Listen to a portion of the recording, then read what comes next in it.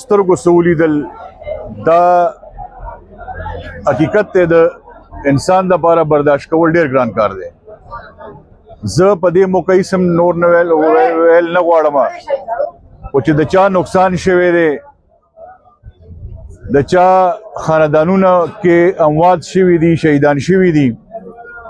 الله دې هغې ټول وبخي او الله دې ستاسو ټولو له زړه صبر ورکړي.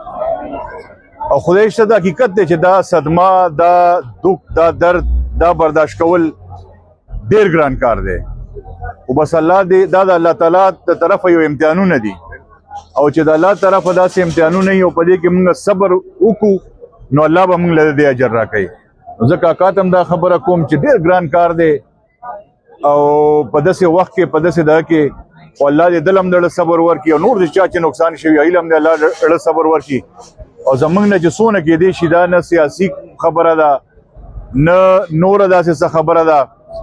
خو د دې صوبې باندې چې کوم دا قدرتي آفت راغلی دی د سیلاب په شکل کې،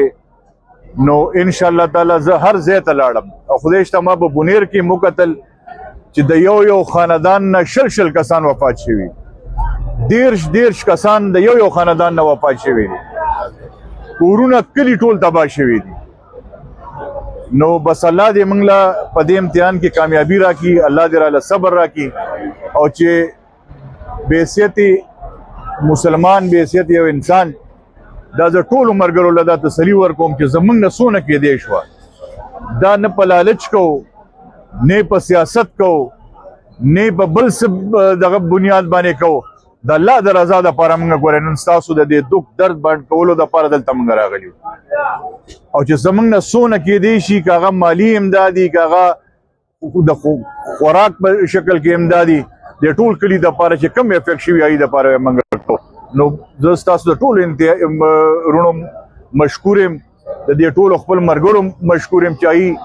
په اوله ورځ تاسو له دلته راغلي وو، په خدمت باندې درته ولاړ وو، ستاسو سره هلې ځلې کړي. نو د دې هم زه انتهایي شکریا ادا کوم او د خپل طرفه بیا زه ستاسو سره د خپل دک درد چې ستاسو باندې کم سخته راغلی ده دا درته بیا زه یقینداني در کوم چې په دې کې ګورئ موږ برابر شریک یو انشاءالله تعالی. نو زه ستاسو انتهایي مشکور یم او الله دې موږ ټول له صبر راکړي د دې دک درد برداشت